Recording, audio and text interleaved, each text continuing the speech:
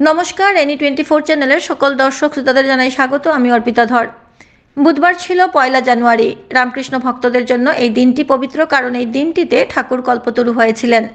বরাক উপত্যকার শিলচর শ্রীভূমি হাইলাকান্দি রামকৃষ্ণ সেবাশ্রম মিশনের সঙ্গে সঙ্গতি রেখে উধারবন্দ ভাটি গ্রামে শ্রী রামকৃষ্ণ সারদা সেবাশ্রমে বিভিন্ন কার্যসূচির মধ্য দিয়ে দিনটি সাড়ম্বরে উদযাপিত হয়েছে। কার্যসূচির মধ্যে ছিল আলোচনা, বৈদিক মন্ত্র পাঠ, ভক্তিমূলক সঙ্গীত, রামকৃষ্ণ ভক্তদের পরিবেশিত ভক্তিমূলক সঙ্গীতের মধ্য দিয়ে অনুষ্ঠান।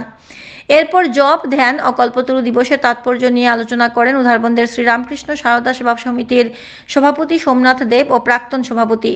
তোমার চৈতন্য হোক এই নিয়ে বিস্তারিত আলোচনা করেন হরিহর চক্রবর্তী। বক্তব্য রাখেন সমিতির সাধারণ সম্পাদক কিশোর ভট্টাচার্য।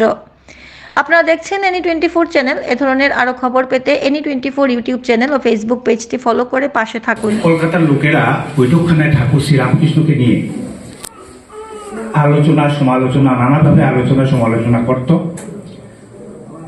তখন ব্রাহ্ম শিষ্যদের দ্বারা ঠাকুরের নাম কলকাতার সর্বত্র প্রচারিত হয়েছে। আর অন্যান্য ভক্তগণ দ্বারা ঠাকুরের নাম একটা প্রতিদিক দিকে প্রায় আলোচিত হতো।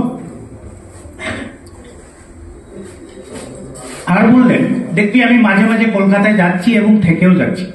তখন তিনি বলরাম বসু,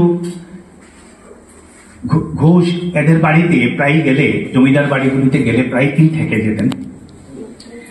আর আমার অন্যের অগ্রভাগ কাউকে দিয়ে দিচ্ছি।